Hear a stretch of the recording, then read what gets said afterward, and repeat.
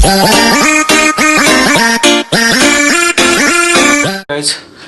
it's 6 o'clock in the morning. आज मैं जा रहा हूँ महाबलेश्वर, एक शूट है वहाँ पे और एक छोटा सा राइड भी हो जाएगा। सो मैं और मेरा दोस्त है और एक है, तो हम लोग जाएंगे महाबलेश्वर। निकलूँगा मैं अभी थोड़ी देर में। ये आज के लिए गियर्स, ये है मेरा नी गार्ड, मेरा helmet and this is my dirt sack tank bag. See dirt sack, so I will recommend this bag because ये बहुत अच्छा है। तो उसमें मेरा कैमरा भी आ गया, 2 लेंसेज भी आ गए, दिस एक्सपेंडेबल, सो इसे आप बड़ा भी कर सकते हो। It is good. ये मैंने साउथ राइड से पहले ख़रीदा था। जाऊँगा मेरे दोस्त को पिक करने, उसके बाद हम लोग जाएंगे। सो मेरी गाड़ी रेडी है, फुल टैंक है, so she is ready to go Mahabaleshwar.